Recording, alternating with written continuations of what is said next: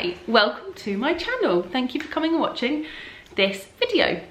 So this is a little weaning tips and tricks of what we did with R2. So my name's Ruth, I'm a mum of 2. I've got Jet, who's 3, and Nova, who's 16 months. And so obviously we've been through the weaning process now twice, very much out the other side. And I don't think I've actually talked about it on here. I think I did a couple of blog posts of a week of meals for Nova when she was weaning, which I'll link below. I asked on Instagram basically if there were some videos people wanted to see, and weaning was one of the most popular. So I thought I'd just do a kind of little update of what we did and how we did it. I'm not one for labelling, and I'm also not one for going by extremes. I'm a bit of a pick and mix, do what works for you kind of parent. So we kind of did a mix of spoon-fed, baby-led. I don't even necessarily know what both of those are, but I'll explain what we did. So one thing I found really helpful to remember is that the little expression, food for fun before they're 1.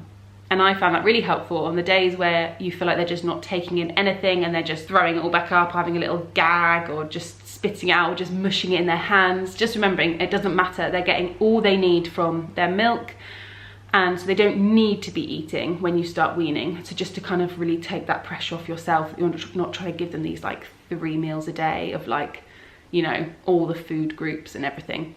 So I found the very first finger foods for them to pick up and eat. I did the exact same thing with both children. I made sweet potato chips, smaller than a wedge, but not too thin that they go crispy. Chopped them into like kind of big fat chunky chips, and oven cooked them with a little bit of oil, and then just put them on her tray. Both children were in bumbos when they started weaning, which I found were like perfect seats for weaning because it just holds them in really well. The tray is just right there. They just feel really nice and like contained and in a comfy position to be eating. Both children, first time I just put the sweet potato chips on their tray and let them just kind of play with them, touch them to their mouth, kind of. I think both children like had little bites here and there, but it was much more just to like introduce them to the concept of eating. And then I did, you know how banana, if you pull it a certain way, lengthways, it naturally splits into 3.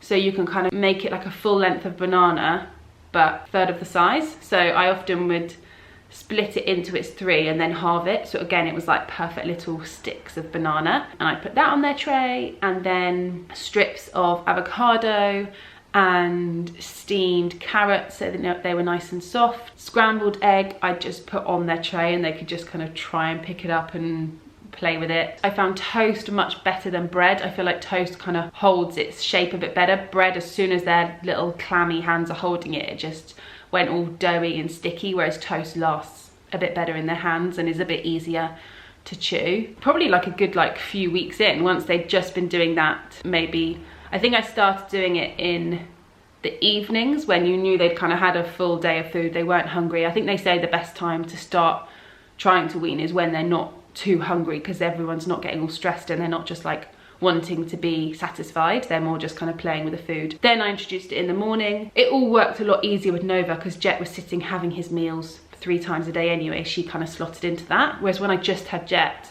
I remember often I was out and then I'd be like, oh maybe I should have brought him something for his lunch, but then the opportunity had gone past. And yeah, I remember finding weaning with him a bit jolty, but Nova, it just kind of worked because of Jet. And then I think from, yeah, like a week or 2 in, I started doing a bit of baby porridge, baby rice in the morning. And then also just generally some of those foods that I've been giving her, introducing them also as a spoon-fed food, kind of mushed in, maybe even with some baby rice. So kind of mushing up a little bit of avocado and carrot with some baby rice, just spoon feeding a little bit of that while she's then also playing with something in her hands, but not kind of, you know, shovel it in. They're just learning what it is to eat food and to like put some food in your mouth and how to chew, how to swallow it, because obviously they've just been having milk, which you just drink without even really thinking. Like, you know, they have their night feeds where they're not even concentrating on feeding. So the whole concept of food for them is just so new. It's introducing them to all the textures and flavours and yeah, literally just the way to chew and swallow. With weaning, the kind of general rule is that you know they're ready when they start really watching you when you eat. And I remember like holding Nova and she kind of would watch it go from the plate to my mouth and was really interested. And also I feel like when you're maybe really ready for them to start being a bit better in the night, because you just assume that solid food is going to help them sleep through the night more than milk. So that's also why quite early on I started doing the weaning at dinner time, just in the hope that if she did take in some of it, it was like helping her to then sleep through the night. And then Nova really quickly just started having whatever Jet was having. So pasta, I just chop it smaller for her to do with her hands, strips of chicken or sausage, again like just as like a finger food to kind of try and chew on, although she was very gummy, she didn't have teeth for a very long time, so she'd just kind of chew it, mush it a bit, and then not much was really going in at all. The best way for me was kind of a mix of like spooning in some while she was finger feeding herself. I can't remember when it happened, but it just kind of naturally progressed that then she got really interested in the spoon. So then I'd give her a second spoon. So while I spoon fed her some, she'd have another spoon, and she just started kind of learning what you do with the spoon that doesn't go in your eye or your ear, like trying to actually feed herself with it. And then it kind of slowly progressed on to the fact that she then spoon fed herself, I think when she was around 1. Oh, it was on her first birthday. Yes, I remember on her birthday, me and Jet were both really ill and my sister came around to help me. Henry was away and she was trying to feed Nova her dinner, and Nova just had an absolute meltdown and we didn't know what was wrong with her. And then my sister just put the spoon and bowl down on her tray, and Nova kind of laughed like, oh, finally you get what I want, and just spoon fed herself her dinner. And then like a lot of it missed and it was very messy, but from that day onwards you are not allowed to touch her spoon or her bowl. She's very independent. In terms of what they eat, again, like I said, I think I've done a few blogs on what they eat. I often feel really unimaginative with their food. I often feel quite bad that I really need to branch out. Neither me nor Henry are natural cooks. Neither of us particularly enjoy cooking. So what we eat is pretty unimaginative. And so I don't know why I thought them as children I was going to be making chicken risotto balls or something that I see people make, or like carrot and aubergine muffins like I've never baked in my life. So yeah, I often feel quite bad. We also don't tend to eat the same thing. I know a lot of the advice is to batch cook something and then you and the children can have it. I just have never quite worked that out for me. Like if you're making a big fish pie, actually fish pie is one of the few ones we do. I find you do all these a lot better in winter. Like I find if I'm batch cooking, it's often quite wintry stuff and it's not really stuff I really fancy in the summer. But yeah, actually I've just remembered across the winter we did batch cook a few of those, and Henry did a few big lasagnas, and I found we just had it less salty to suit them, and then I guess you can add a bit of salt and pepper once you're eating it. But that's the main thing I found. I don't naturally want to cook the same thing as for all of us, because we have fajitas and stir fries and Thai curries, just a lot of quite strong things that just don't really feel suitable for the children.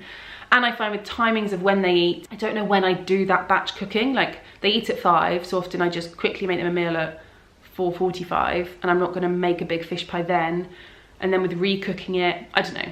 I've never worked that out, so I'm not someone to come to for advice with that. But I find the children, their kind of main go-to meals. I do actually do little risottos, which I find is a really good one to hide loads of food in. So I'll do risotto and then put in butternut squash, peas, broccoli, leek, courgette, peppers. Yeah, I feel like you can hide a lot into a risotto, and then with like a nice cheesy, I've got like a children's vegetable stock, so it's not too salty. Do a lot of pasta. We do a lot of tomato sauce or pesto pasta, egg, beans and sausage, or a jacket potato all chopped up with tuna or beans and cheese. Their lunches just tend to always be sandwiches, either cream cheese, ham, hummus, cucumber and cheese.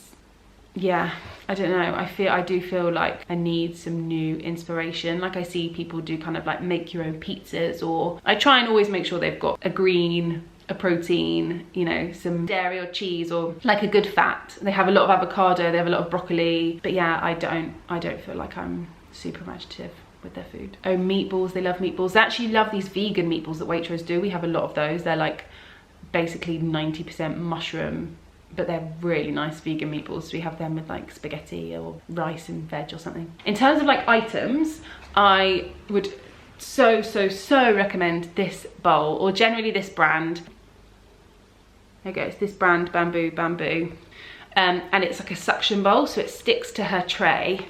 And for love nor money, she cannot pull it off, which is so helpful. I use this for breakfast, lunch and dinner. It needs to be washed straight away, I find, otherwise the food just kind of sticks to it, which isn't very nice. So I find it's not a faff to use the same bowl all day because you're washing it anyway. And then you can also take this off to clean it properly, or if they get older and you don't want to stick it to the table, you can still be using it. But yeah, I would really, really recommend these bowls. And then bibs, we got a set from Amazon that are these. Sorry, she had her breakfast in this one, so actually I should have brought out a cleaner one. But it's a tie-up, which I definitely find is the best. We've got a few that are Velcro and they just end up coming off, and then she gets food on her clothes, which is really annoying. So these tie up right down, cover all of them, easy to wash. I hand wash them after each meal, and then every few days put them all in the washing machine just to give them like a full once over. But yeah, I'd say those are my two main items that we use day in, day out. And then also a bumbo chair, I'd really recommend. You can get them on Facebook Marketplace for like £5 and then just sell it on again once you're finished. Because it is quite a specific period of time that you'd actually use one for. And then high chair wise, now we just have the IKEA one, which is like 15 quid from IKEA, or again, I'm sure they're always on Facebook Marketplace or Gumtree or whatever. And then in terms of being out and about, a lot of those foods just really work to cook and then take out with you. So like with a sweet potato chips, obviously I'd make a whole sweet potatoes worth, but that would be like meals and meals worth, so she'd only actually eat or attempt to eat a couple of them. So then if we're going out, I could take a little pot of some of those and a bit of avocado or whatever, or a pouch. I try and always pick pouches that are foods I wouldn't naturally give her. So the ones that are just like apple and pear, I don't tend to buy because they have apple and pear anyway, but the ones that are like prunes and pumpkin or something, like I never cook with prunes and pumpkin, so I'd buy those kind of ones, and then I sometimes just squeeze little bits into maybe the baby rice. And so for her breakfast then she's having like baby rice and prunes and pumpkin. And then they're also really easy for them when you're out, if you just want to be giving them a bit. Once they're a bit further into weaning and you do feel like they want to have a bit of a meal that day, it's quite an easy thing to take out with you. In terms of choking and gagging, like, please don't let it scare you, don't let it put you off. It can be scary, but it's honestly fine. So gagging, they make noise and they kind of cough, and you can just really tell they're gagging, and their bodies are very clever. They kind of know what they're doing. Often it's just, they've just taken too big a bite, and you can quite easily, rather than trying to put your hand in and then end up pushing it down, you can kind of scoop it out of their mouth quite easily. Choking is a scarier one, and the way to tell they're choking is that they're completely silent. So gagging can look scary because their eyes start watering, they might go quite red, but they are making some noise, and it is just that they're, yeah, gagging a bit, and you can help them quite easily. Obviously you can get them out of the chair if it's really making you nervous, but choking is when they go completely silent. And basically if they're choking, you put them face down on your arm so that their body's going downwards, and then you just hit their back from the bottom kind of upwards. So I want to give advice on choking because I'm not someone that is like eligible to be giving advice. Google it so that you've got peace of mind, so you know what you would do in that situation, but don't let kind of gagging scare you and put you off giving them food, or like feeling like you then need to just give them really, really pureed stuff. Like they're just learning lumps and textures, and so sometimes they'll gag because they're just not really sure what it is. But the best thing then to do is to keep giving it to them over those next few weeks so that they get more and more used to it. But yeah, anyway, I'm going on and on. Thank you for watching. I hope that was helpful. Have a lovely week, and we'll see you soon.